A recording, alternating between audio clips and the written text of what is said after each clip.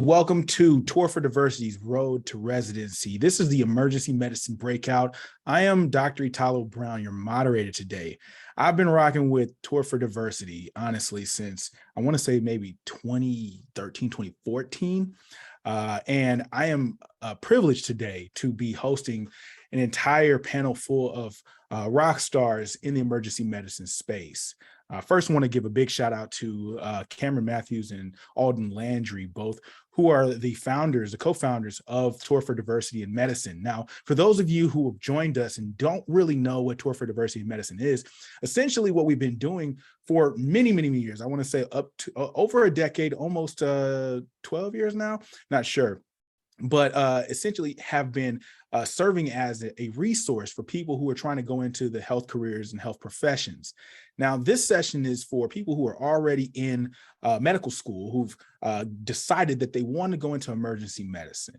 And what we've got here today is an all-star cast, as I said, of individuals who are going to help you figure out the best way to approach the match, to approach your rotations, and give you the best option or the opportunity to stand out.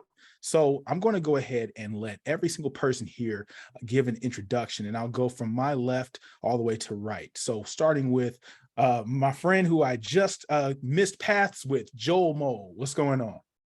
I heard you had a much better trip than me, just saying. I got a little intel. I'm Joel Moll. I'm Vice Chair of Education at Virginia Commonwealth University, previously Program Director, and that's pretty much my role. So happy to help any way I can. Absolutely. All right, Marseille, hey, how you doing? Hey, Talo. Hey, everyone. I'm Marseille Wilder. I'm Assistant Professor of Emergency Medicine at George Washington University. I'm also a health services researcher, NIH funded. I try to publish in the health disparities and social determinants of health space. I'm also involved in some DEI efforts, and I also mentor a lot of students of color that are interested in emergency medicine, mostly women. That's right. Welcome, welcome. Nancy, how you doing? Hi, good afternoon. Hi, my name is Nancy Anaya. I'm at UCSF and San Francisco General Hospital here in San Francisco. I'm the director of ultrasound as well as the wraparound program, which is our violence prevention program here at San Francisco General, and also the director of our pipeline program to emergency medicine at UCSF. So excited to be here, and thanks for having me. Automatically. Cassie, what's up? Hey everybody, my name is Cassandra Bradby. I'm the Residency Program Director at ECU Health Medical Center in Greenville, North Carolina. And I have the pleasure of being the president-elect for ADIM for SAM this year. So if you guys would like something to do, you should definitely join our academy and be a part of RAMS.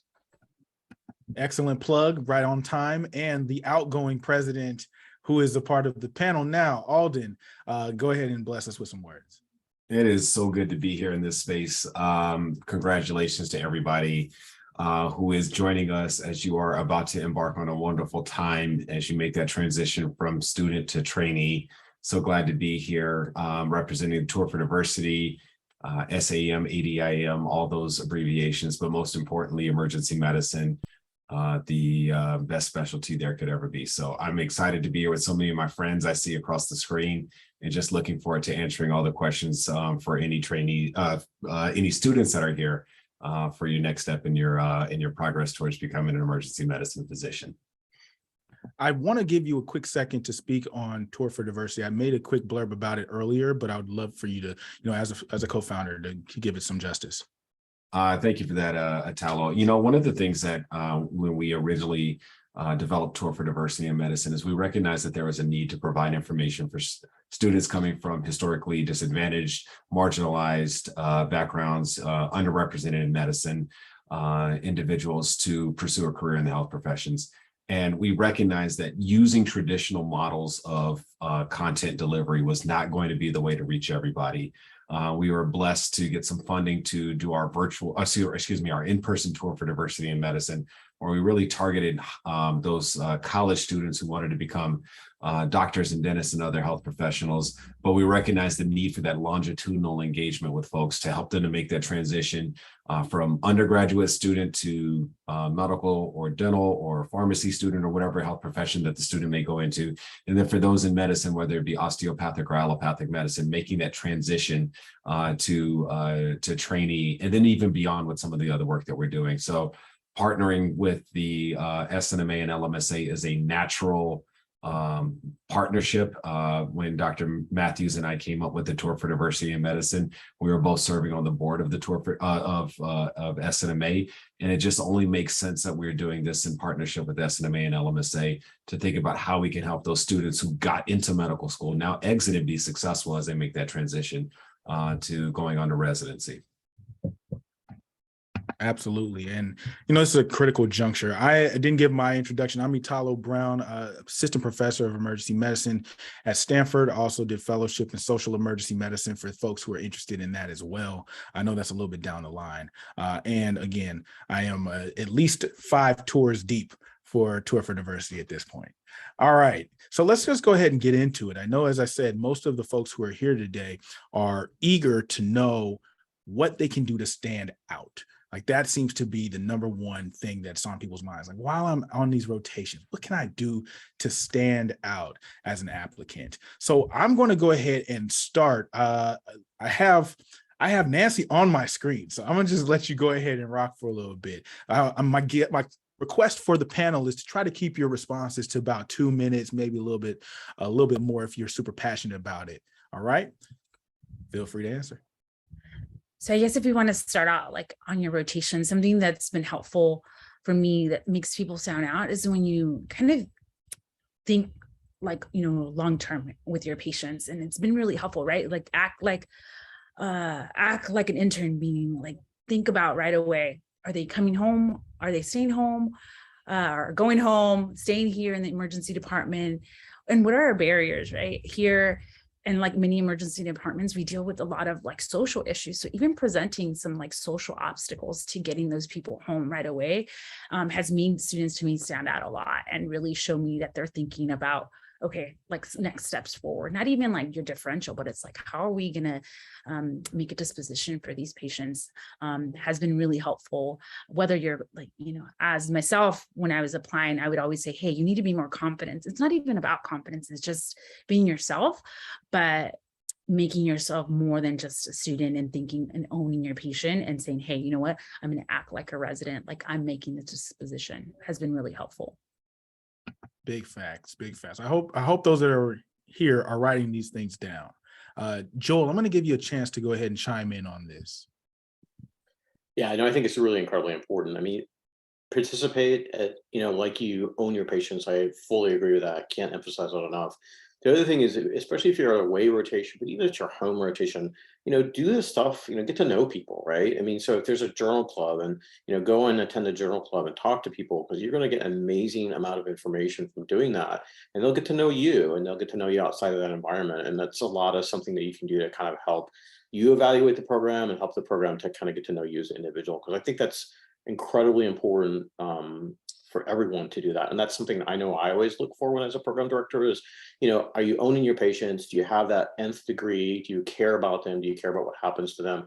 Do you consider some of that humanistic aspects of medicine?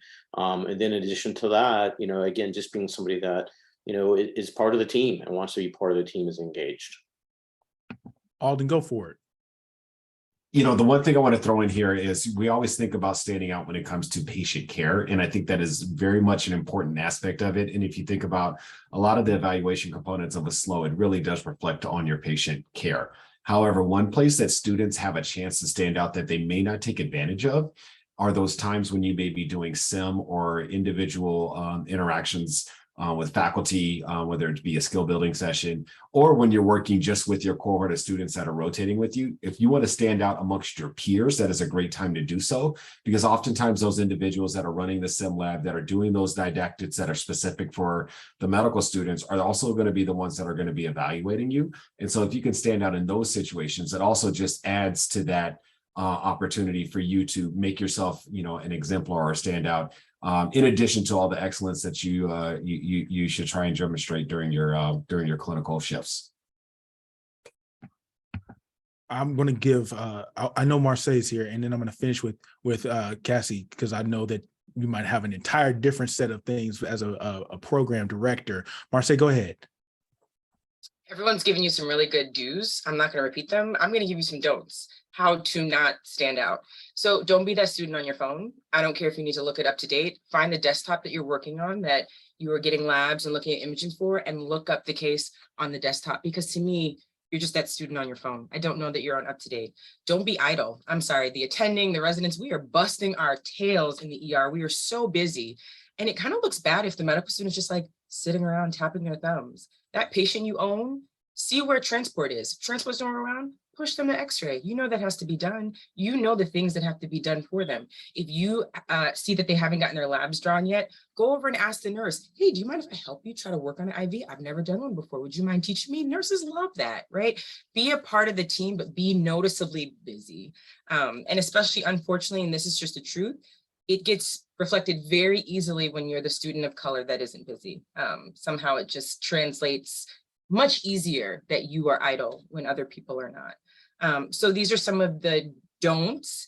Don't hover over the attending. Don't like just be standing right here because you want to, present to me. Say, oh, Dr. Wilder, can we have a discussion? Don't just stand there and wait till I notice you. It is like my biggest pet peeve. And I'm sure most of the other attendings, it's the same way.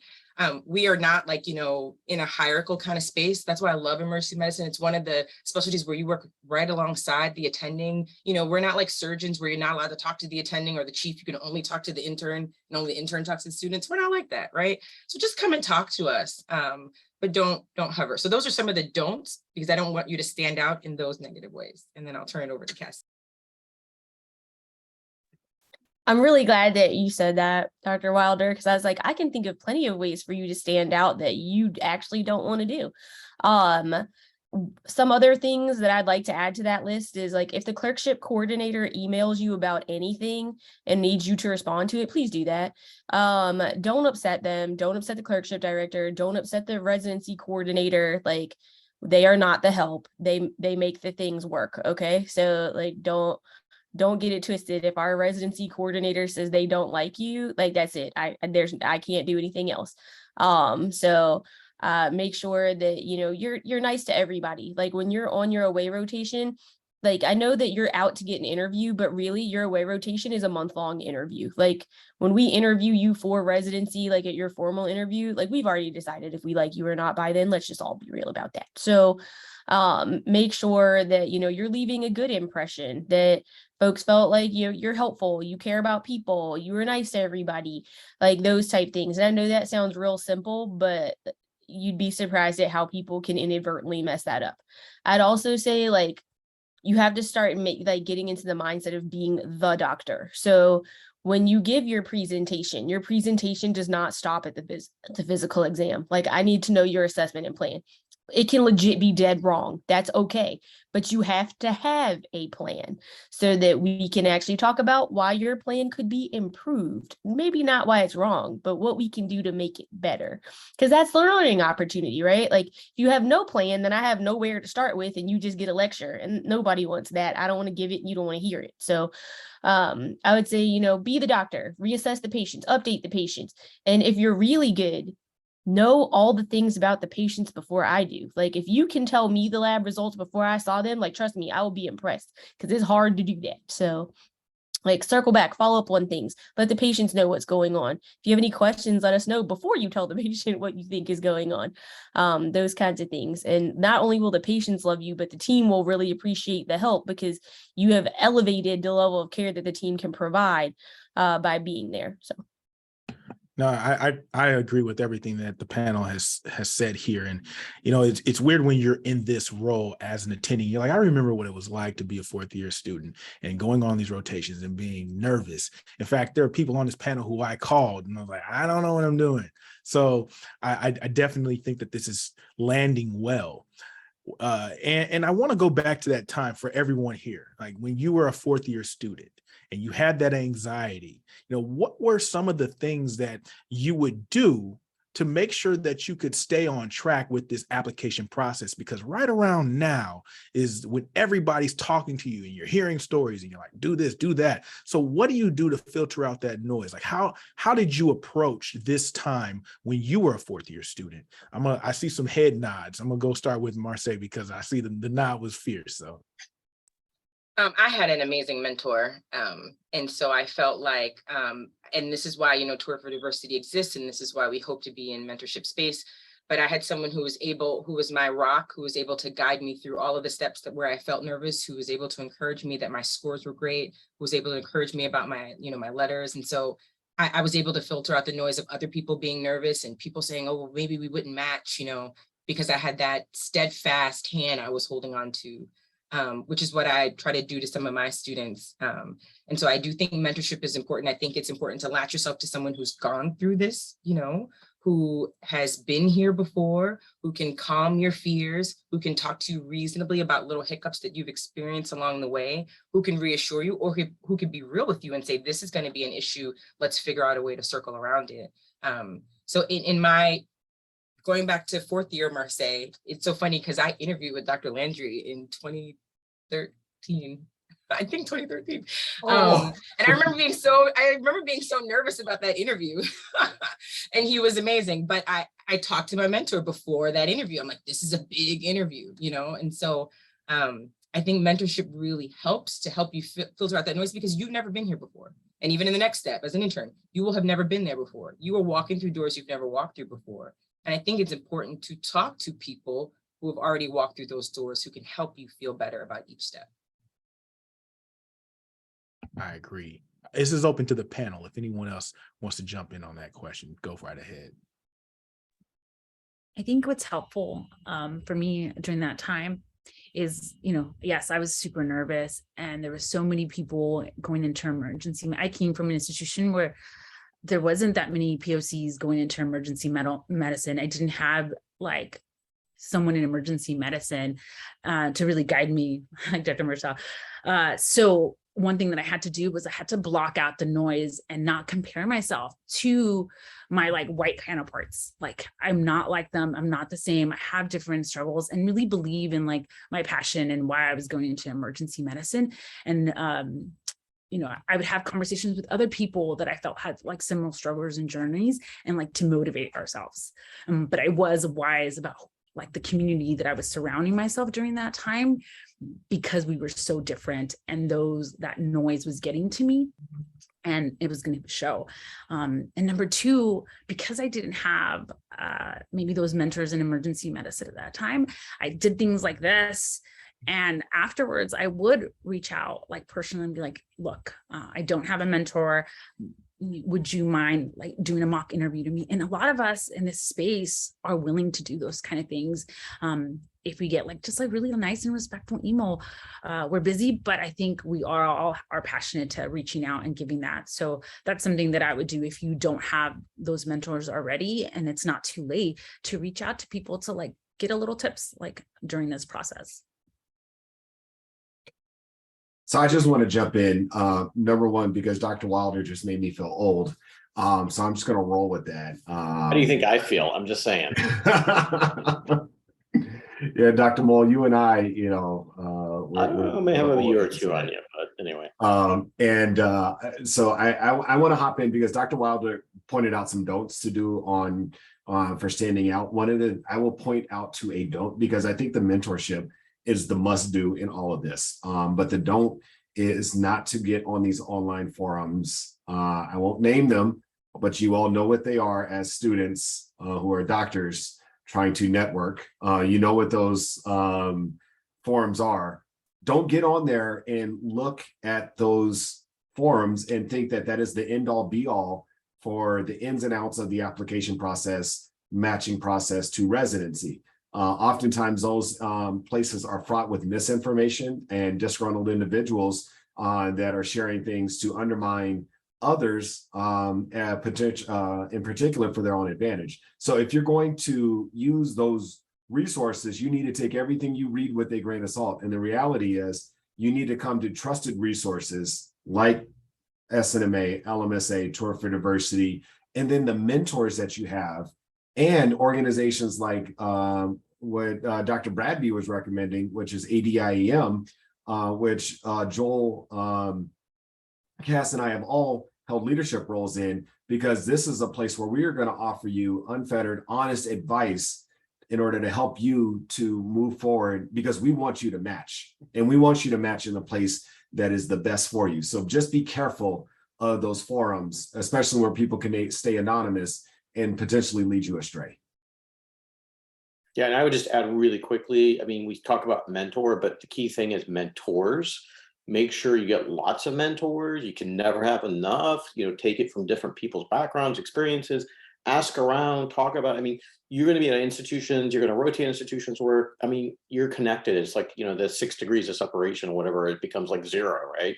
And so you can really get a lot of tremendous information, realizing we all have our biases and lens we look through it, but I think it's a great opportunity. And nothing else. I mean, any physician will talk about themselves. So just get that conversation started, and you're probably in trouble.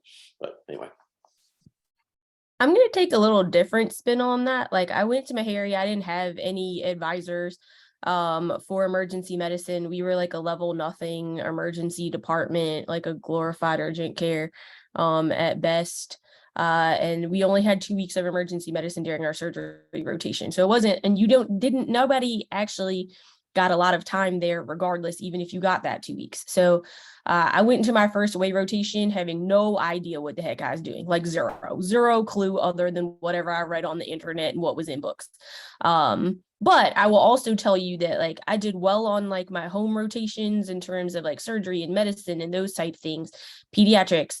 I was pretty confident in my ability to take care of patients. And the one thing that I'm very confident is my ability to talk to people. I like to talk. I'm good at talking. And half of what we do is reassurance in the emergency department, right? So I think going into the rotation, like I was worried about like all the things I don't know, but I definitely capitalized on the things I already know that I'm good at. So, and the other thing I'm good at is saying, I do not know. I don't know how to do that. Teach me how to do it. Show me first time, I'll get it after that. And so being open to learning, being open to trying new things and applying the feedback that you get. Like, you're going to get some negative feedback. Let's be real. We don't like all the feedback we've ever gotten, but the stuff that you think is valid, you should definitely apply, like on your next case presentation, on your next like IV placement, that kind of thing. I think that's really how I blocked out a lot of the noises. I wasn't focused on everybody else. Like, I focused on, this is what I'm good at, this is what I can improve on, and this is how I'm going to apply that. So I think, to have a good assessment of who you are, what your strengths are, and play to your strengths. And after that, like, you can apply all the other feedback that people are going to give you, regardless of whether you ask for it. And by the way, you should ask for it when you're on the rotation. People like to write that you asked for feedback at the end of the shift, but be aware of when you're asking the feedback. Like, do not ask for the feedback when your attending is in the middle of coding someone else. Like, that's bad situational awareness. So like, make sure that, it's an appropriate time when you do that, but we're happy to give you that feedback when we have a chance. No, I echo all of those things. In my brief portion to add is I think I got really good as a 4th year at figuring out what people wanted. So when I was working with an attending, I would really early on hone in on what they wanted me to do. And so once I figured that out, it was like a cheat code. And I was just like, every time I work with this person, I'm gonna give them exactly what they want, and just do that over and over again. And it wasn't me comporting myself. It was just simply identifying that in order to stand out, it was listening. It really was like, how well do I listen to the instructions that I'm being given? And then activating all those other features that I know I can do automatically, and just trying to deliver over and over and over again. So that's my little tidbit. But so I think I want to flex into the application, right? So many of the people here are in that part of their journey where they are pulling together application resources, and they're, banging their head against the wall, and they're like, all right, I need to make sure that this is done by a certain time. And so let's talk about application pitfalls. Everyone here has sat in the room and looked through these applications and, come off of ACEP and then realized that they were getting ready to go into the tunnel that is residency season. So I'm going to leave this question open. What are some of the application pitfalls, the common things that you see that are not just pet peeves, but absolutely areas where you would say this person is something that a red flag potentially. So how do you come across application pitfalls, and what are your recommendations for people?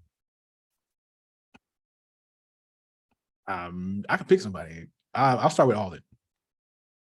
So I have something, and it's not necessarily related to the application. It's more related to the interactions post interview.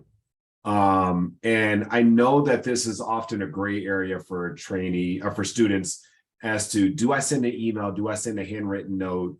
What do I do after an interview? And some programs will tell you flat out, please don't send an email or a letter because we will not look at it. And that's just their approach. And it is very uniform.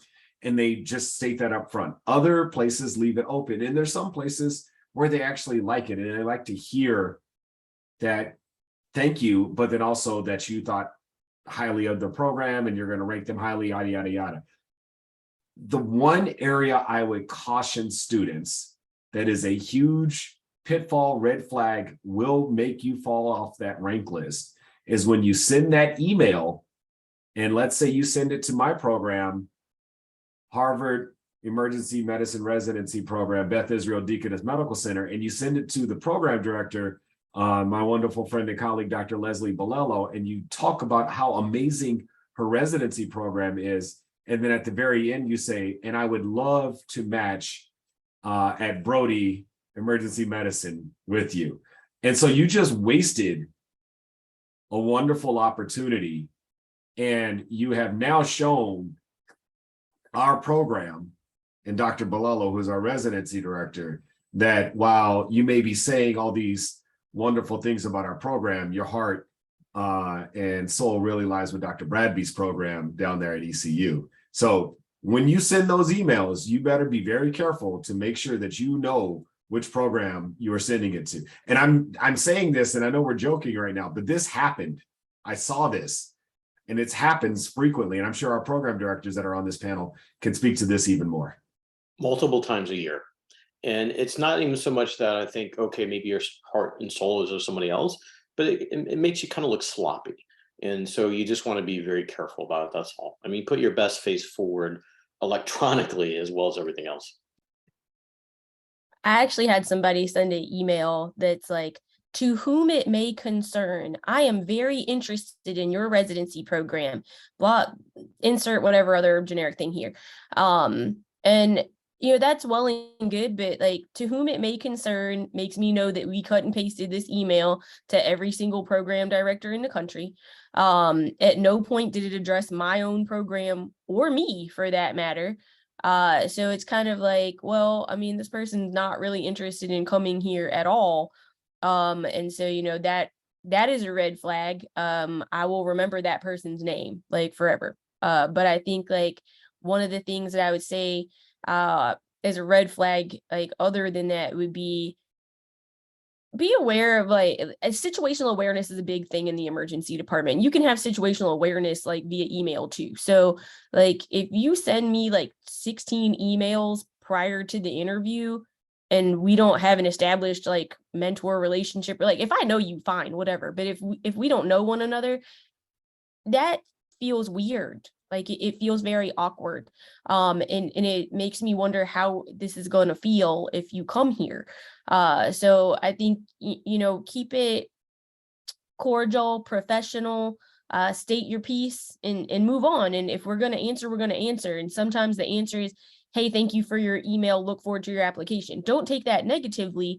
Like we can't say but so much. Like we're not going to show a bunch of bias going into the interview season, but on your application itself, one red flag that I won't know is a red flag until I interview you is when you put stuff on there that you did not actually do or that you cannot talk about. So anything that you write in ERIS is now free game. So if you write in there that you were the president of insert thing here and I ask you about it and you can't talk to me about that, even if you were the president of that thing, well, now I don't believe you actually did that. So if you write it in there, be prepared to talk about it in some form or fashion. If you did research, you listed on there, you should be able to talk to me about that research, or at least your part of that research.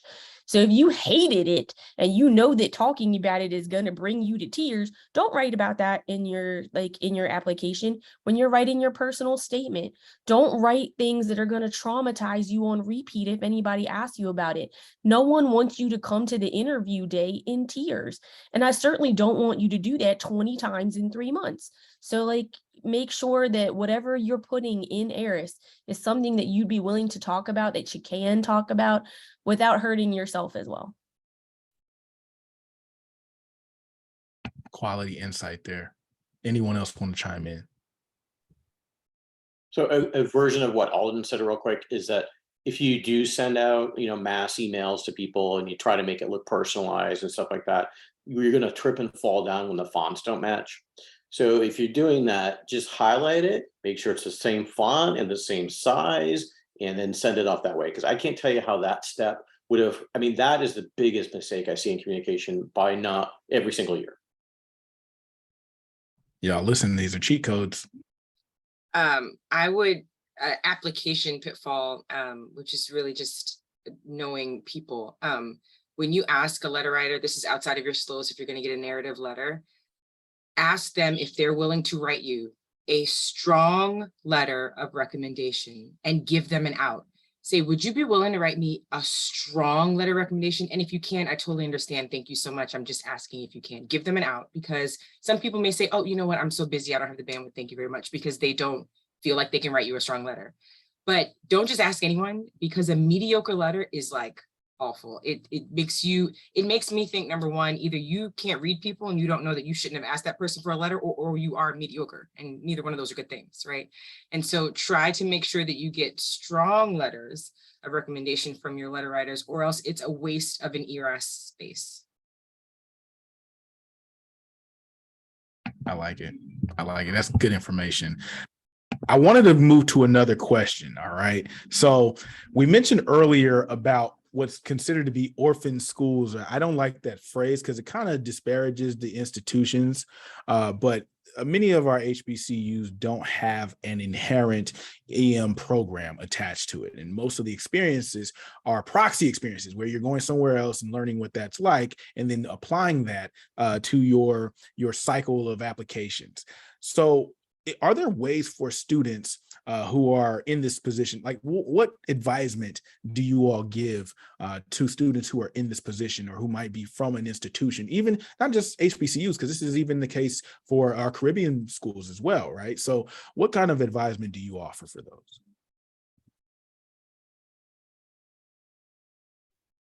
So I'm the external faculty liaison for all Howard University students that are EM bound, and I've been doing that for 4 years. And I feel like they are able to have almost like the same advisement as though they have a program, because they have someone who is on faculty, even though I'm at another, that's my med school. And so, and those things can be used for promotion, so it helps me too. But I spend a lot of time advising, reading their ERS, helping them strategize visa. So that's kind of my thing. And I feel like there are alumni of those institutions, and there are networks that want to still support those institutions that are around, right? There are people at Emory who love to support, the Meharry students in the Department of Emergency Medicine. They've actually made like a pipeline program for, some of the Meharry students to be able to do their away rotations, and then they're hooked up with a faculty member. And so I feel like reaching out to a faculty member, that's known to that institution, that is known for helping out those students, helps, because it's hard to know what to do when you don't have your own academic program, when you don't have your own academic attendings, when to apply, who to apply, what program is good, where to do my aways, what should I put on ERAS. I mean, I had a student who I did not have the chance to advise because she didn't know that I existed 3 years ago, who didn't match because she thought she only needed one SLO and had no other letters. And just had her dean's letter and one SLO, and didn't even have like a full CV. And so she just didn't know. And so when she didn't match, she's like, I just didn't know, And so you don't know what you don't know because you haven't been here before. And it's important to reach out. Again, I'm plugging mentorship, and find someone who's gone through this through you, before you, to help you along these steps. Excellent. Yeah, Alden, you got you're on mute. Yeah, I just I think it's really important for us to also plug some of the organizations that many of us are a part of. We were just having a conversation as a part of the leadership meeting for ADIM about this very issue for students who are coming from institutions that don't have a residency program affiliated with their medical school. And the ADIM is a great place to go for resources in RAMS. The ASEP is doing work in this space. CORD is doing work in this space. And so there's so many people that recognize that this is an issue. And so I think the easiest thing for you to do is go to a lot of these organizations that are represent emergency medicine, in particular academic emergency medicine, and in particular academic emergency medicine that includes folks from diverse backgrounds or from leadership perspective when it comes to residency programs. And so, if a student is not getting that information, you need to really just take that time, that effort, and invest in sending a couple strategic emails to individuals to build that cadre of mentors that's going to help you to be successful in this space. And the other thing I would say, and this is part a shameless plug to the program that I run here at Harvard Medical School, and then also part an opportunity for you all to start to branch out and think about what the world looks like beyond your medical schools, is that there are so many visiting clerkship programs that can open doors for you. And I am a part of the visiting clerkship program here at Harvard Medical School. Our program has been in existence for over 31 years. I did the visiting clerkship program at my hospital that I ended up matching in for residency. And now I am a leader in the visiting clerkship program. I run the program itself, and I am a leader within my hospital. And I think if you all take advantage of these programs will really open doors for you, especially for those students who may be coming from institutions that don't have that direct line of mentorship because there isn't a residency program affiliated with it.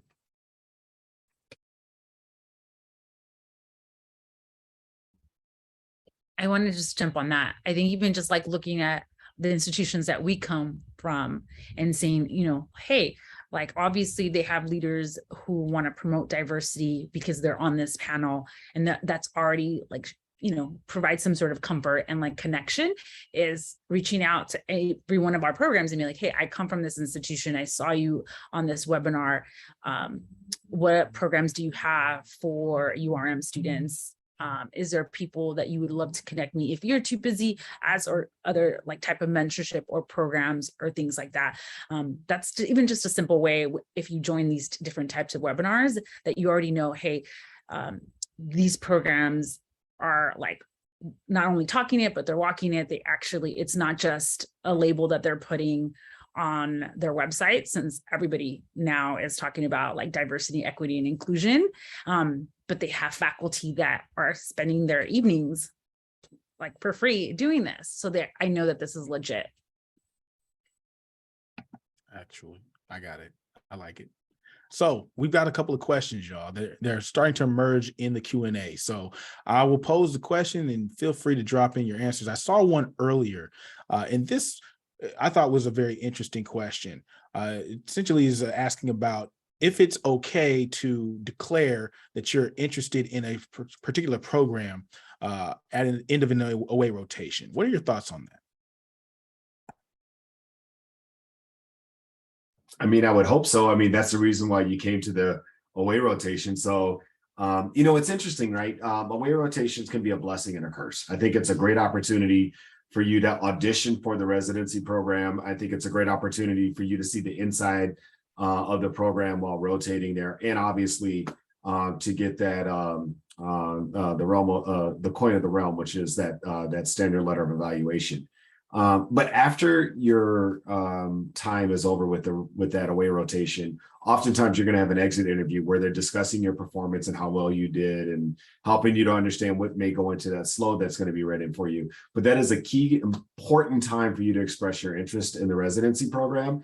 It doesn't necessarily mean that you're going to be, you know, the next resident come July of the following year, but it is an opportunity for you to express your interest. And more importantly, while you're there, you should take every advantage to meet with trainees and faculty that are there at that program, because those individuals can give you a gauge on what you could do to do better on the rotation, and then also to help you think about how you can match in that residency program or maybe other residency programs should you recognize that the place that you're rotating at may not be the best fit for you.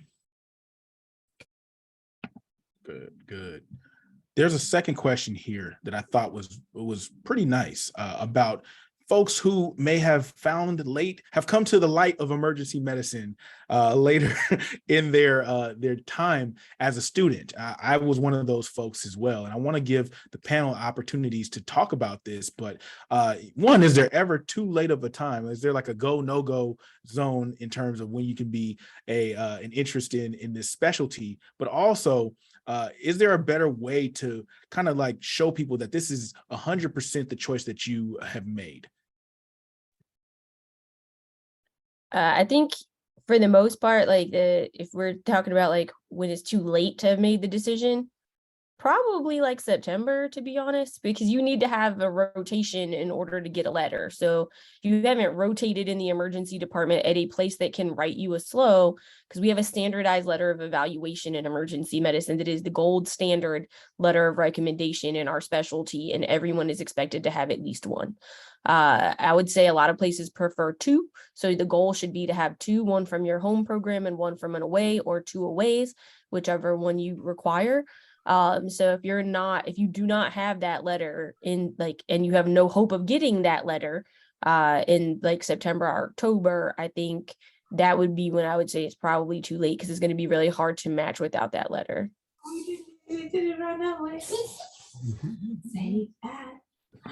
We got another response from a small person in the background. I hear. Anyone else want to chime in on that? I think if you're late to emergency medicine, I mean, we can see that in your application, right? I mean, especially like if you have neurosurgery, then suddenly you're applying to emergency medicine, and just be honest about it. Like, hey, I thought I was going to do that, and I really, because a lot of times we hear all the time how people do their required AI or required EM rotation, and they fall in love with it. And hopefully that's the truth, and it's not just a choice compared to something else. But I mean, but that does happen. And so I think you have to be honest. I mean, yes, we always want to frame it in a light that's going to help us the best, but I think that honesty is really important. So if you come to an end of a rotation, that previous question, and you love it, it's okay to say you love it, but don't say I'm ranking you number one and then tell it to 20 different programs, because emergency medicine is still small enough that that's going to come back and bite you at some point. But we just ask that. We're going to try to be the same. At least I hope most of us are going to try to be the same.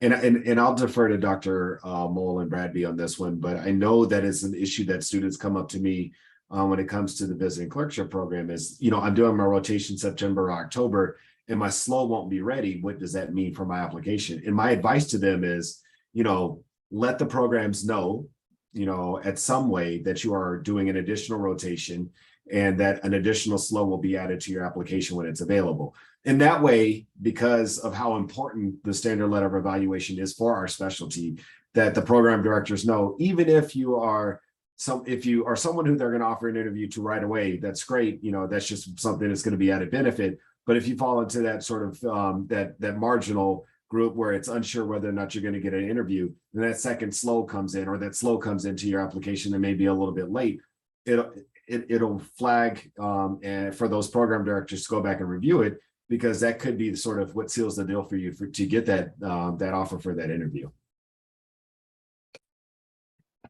I'd also ask that if you're going to do that, make sure to let us know when you have posted that slow, because you have to assign it to the programs. It's not going to automatically show up. So the way ERIS works is like, we don't get notified that you updated your application. So the only way for us to know that you updated it is for you to tell us, at least in real time. We might come across it by accident, but in real time, you would need to let us know.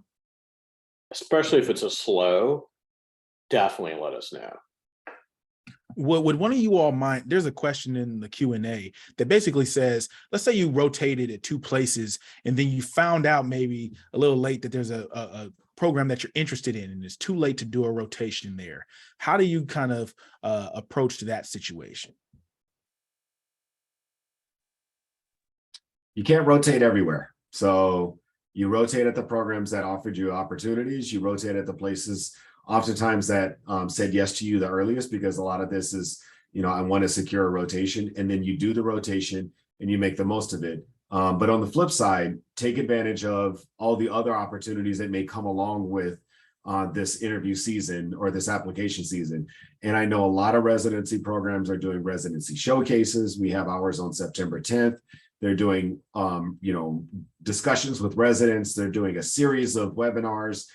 They're doing, resident night out, all these different things that they're doing to open up opportunities for you as an applicant to get to know residency programs. And if there's a place that you're interested in, take advantage of those opportunities, because that's, again, another way for you to see the program, even if you aren't able to physically come to the program and do a rotation. And it does cost money, right? I mean, that's the other thing. So that's another reason you want to do 5 rotations, because it costs money.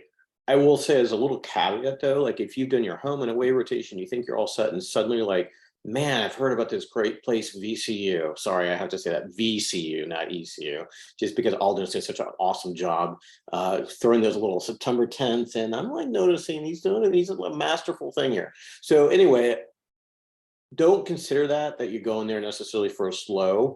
Like, you're coming and you're going to rotate with me. It's more of that addition that Cassie talked about, and so don't think like, oh, I'm going to have this third slow. It's really at that point, if you rotate in November, December, and quite frankly, most of the, emergency medicine biomedical students aren't there. So you have the opportunity potentially to look even better compared to people who don't care about emergency medicine, who are maybe rotating there. But think of it as truly an addition, but just be selective, because it does cost money. Nancy, go ahead, jump in there. No, I was just saying, obviously, I do ultrasound. So that's another way where maybe it's not specific away rotation emergency med, but you want to make that connection and just still experience like the vibe of the program, since a lot of things are on Zoom and we're not having that ability to actually make personal connections, is coming even as an ultrasound rotation where you're getting an extra skill for when you actually start your intern year, is also, I think, a great way. And how they said on an ultrasound rotation, it's usually like one-on-one with you and a faculty, or with you or in a senior resident. So it's another way to get a really good experience, a learning experience. Good.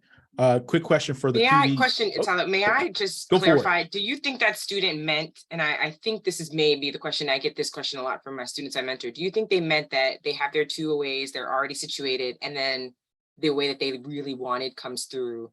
Was it okay to cancel one and go to the other? Do you think that may have been the question? Because I feel like that may have been the gist of the question. I don't know, but you can answer it that way for sure. So no, I have my personal opinion, but I'm also not a PD. And I advise students to be careful with that. But I'd like to actually hear from the PDs, when you know that the student like cancels last minute and they're ending up, somewhere else. Does that decrease their chances of getting an interview with you? I think this is a question I get asked from students all the time. So I will let both the PDs on the call actually just chime in about that.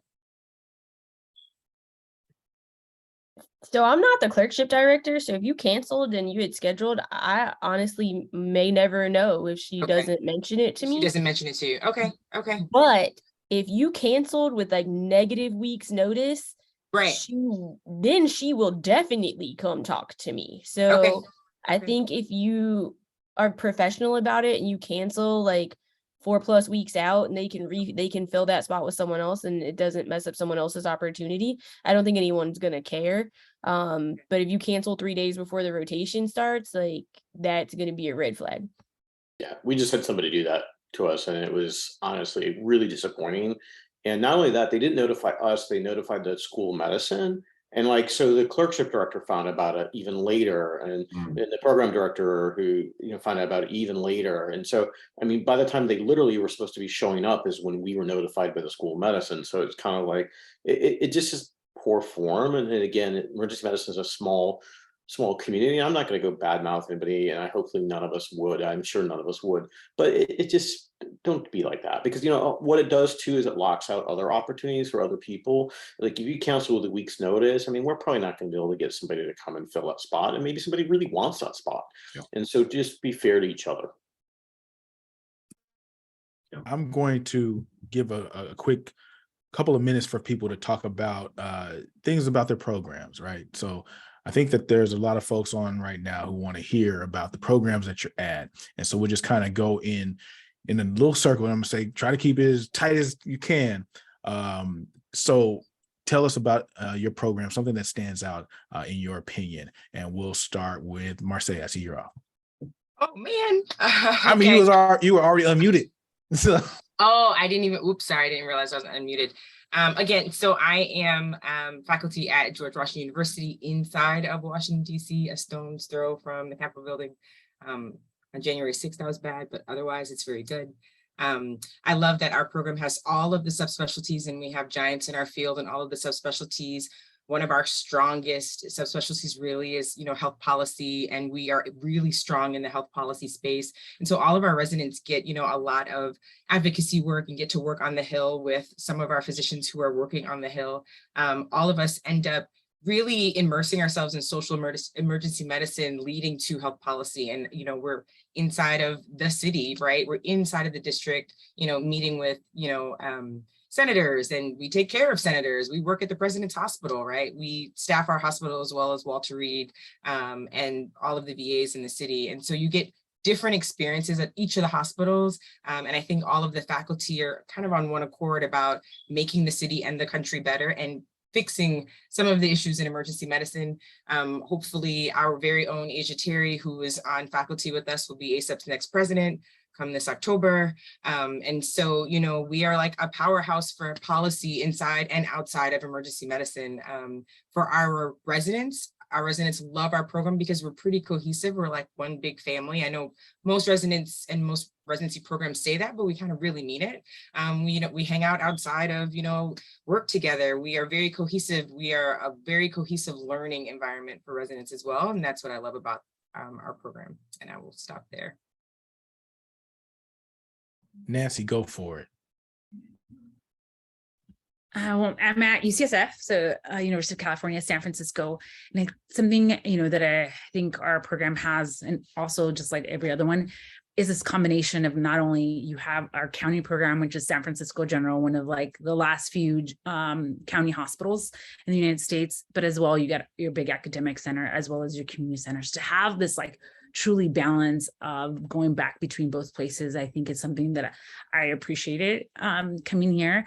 I didn't train here as a resident, but I came here as a fellow, and I love to be able to serve my county population, but at this same time learn about all these subspecialties and all these different how to take care of people so that I could bring about that skill to my county population. Again, our hospital in San Francisco as a whole has really been behind like diversity and really pushing not only at the medical school level, but at the resident level, and now even further at the faculty level. So that's something that is unique. I think not every program has where you can see a diverse background in our faculty. So it's really, when residents ask me or when students ask me, like, how do I pick? How do I know if a program is really behind it? Is look at the faculty, because that's the hardest part to really diversify is your faculty. So and I think San Francisco is doing a good job at that, is where they're really trying to not only diversify faculty, but at different levels, at program director, assistant director, as well as different directors in different programs. I came here to UCSF because my ultrasound director was a Black female, and I had never seen that before. And then she was in line with a lot of the things that I wanted to do in mixed community outreach as well as ultrasound. And so I wasn't a guinea pig as a Latina. I was like, people were in line with me. So I think that San Francisco really is that if you're going to come here, you're not going to be the only one. You're going to have faculty with you as well as residents and medical students. And then I think, being in San Francisco, social medicine is very important. And so we have resources where when you're in the emergency department, you don't feel like your hands are tied and you're like, well, I don't know what else to give you. We have an amazing social medicine team that if you feel uneasy discharging somebody, you're like, hey, I need more help, where it's nurses, pharmacists, social workers to really help you navigate that. And I think that to me is really important. And if you have ideas here with respects to like DEI, like you have a team to support you, as well as the funding to potentially support your ideas. So, so far I loved it, and that's why I decided to stay here. And if you come here, you have mentors to really make sure you succeed. Cassie, you're good for the next opportunity to tell and share about your program. So I came here to Greenville, North Carolina from Brooklyn, New York. So, they're super similar, y'all, like just 100% the same. But if y'all have never been to Greenville, we have about 100,000 people in our city. We see more patients in the ED per year than the number of people who live in our town. So I think that's one thing that's particularly unique about our program. You get to do all the things that you want for big city medicine, ED thoracotomies, crikes, all that kind of stuff, without having to live in the super urban area. I'm about an hour and a half from the beach. I'm about 3 hours from the Outer Banks, and I'm about 3 hours from the mountains. So I get a little bit of whatever I want on the weekends, like to get away, to do something else, to see something scenic. And that was one of the things that really attracted me here, because I am a water child. So being able to go to the beach whenever I want is really awesome, and still getting to do all the awesome medicine things that I became accustomed to in New York City was really important to me. And so I get all of the awesome medicine things. We have amazing ancillary services. We have an ED pharmacist. We have ED social work, like 16 hours a day. I never had that when I was a resident. And so like when I first came here, the whole time I was like, every day is like Christmas. Like I don't have to push a stretcher. I don't have to hang these IV fluids. You don't want me to start the IV? What? So I think that from that alone, I loved it here the minute I walked in the door. But the faculty are all really supportive. One of the unique things about our faculty is that we have a lot of women that are in leadership. Our faculty is about 50% female now. Our chair, all 4 residency directors, and all 3 medical directors are all women. So there's not very many departments in the country that you will find that.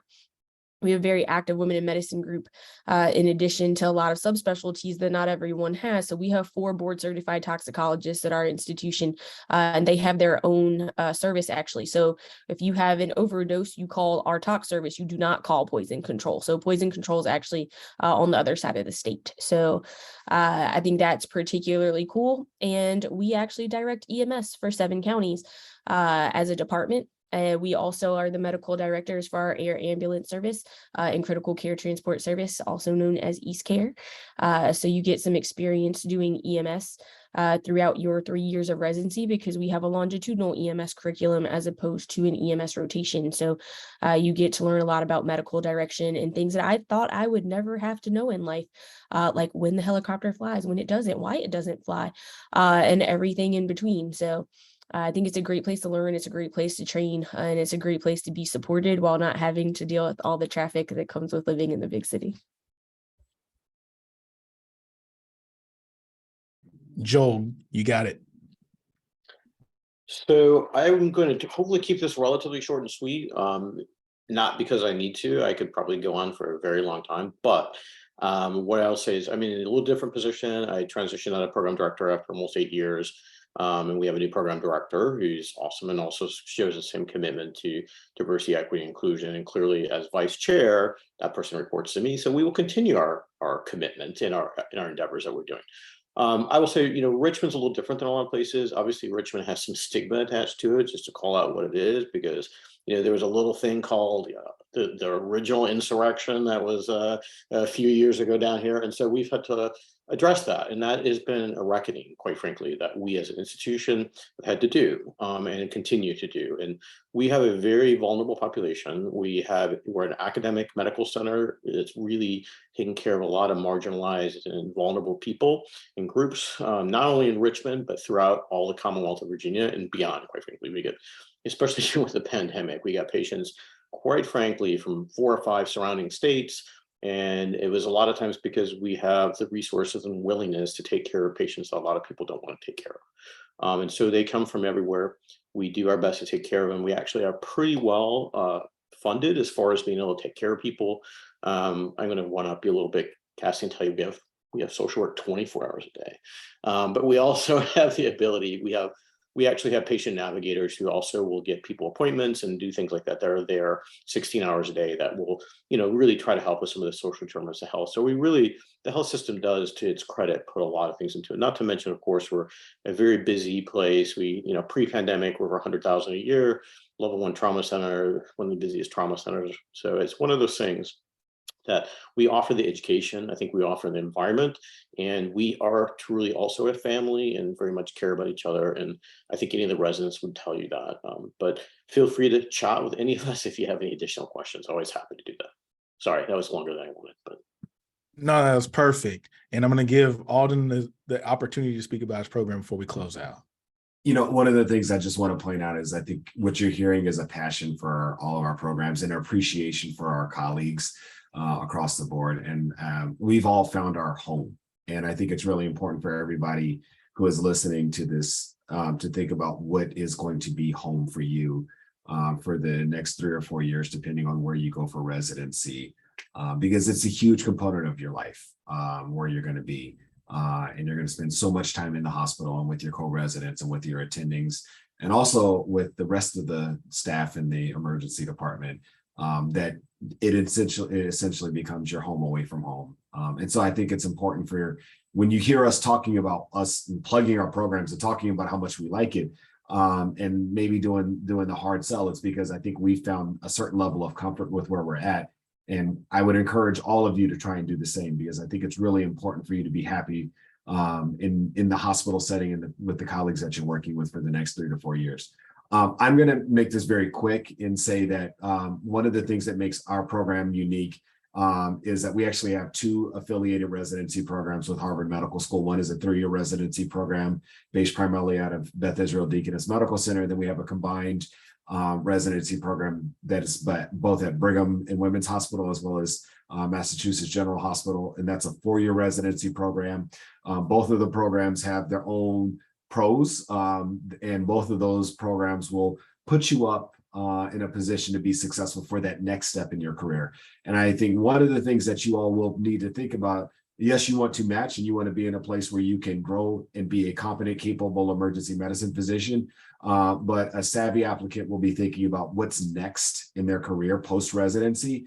And one of the things that makes our programs unique is helping those trainees to make that transition to that next phase in your career, whether it's fellowship, whether it's a career in academia, or whether it's a career in community emergency medicine. And I think the programs that we are affiliated with here at Harvard Medical School help to make that transition very easy, and can really open up doors if you're interested in pursuing a career in academic emergency medicine, in particular if you're thinking about a fellowship. Lovely. So we've gone a little bit over, and I want to just say thanks for everyone who stuck with us through even the additional 8 minutes of our conversation. We had some gems that were dropped during our dialogue today. So real quick, big round of applause to all of the panelists for taking time after shifts, after taking care of kids, after all things that are related to life, and really just pouring themselves into this opportunity for you all to listen and get literally information from the source. Now, you can reach out to us at various different places. So I'm going to have every single panelist put their contact information that they prefer inside the chat. That way the students can reach out and have if they have additional questions, or if they're seeking, some more advisement and you have the bandwidth. The next thing I was going to say is Tort for Diversity in Medicine has been doing this pretty diligently. If you have questions that you'd like us to escalate or elevate to someone else who's on the panel or a person who's a part of the Tort for Diversity family, please drop us a line either on Instagram or through a social media platform like Twitter. And then finally, without further ado, I just want to thank each one of you all for being interested and doing the work. You're at this juncture, you're going to be just fine. Just keep literally your nose to the grindstone, as my mother would say, and we'll see you very, very soon on this side of things. All right. Congrats to everyone. Good luck in this process. We look forward to seeing you on the interview trail. All good, y'all. Love, I'm giving it back to you. Thank you, everyone, for joining the Tour for Diversity, SNMA, and LMSA for this Road to Residency Emergency Medicine panel. It has been recorded and will be posted on YouTube. Please look in the chat for all of the information and criteria. Thank you. Shout out to Love. I know Love is a father of twins, and his boys are giving him all kinds of work tonight. You think it's bad in the emergency department. Try being a dad of twins. Shout out to Love for everything that you did for us tonight. Thank you.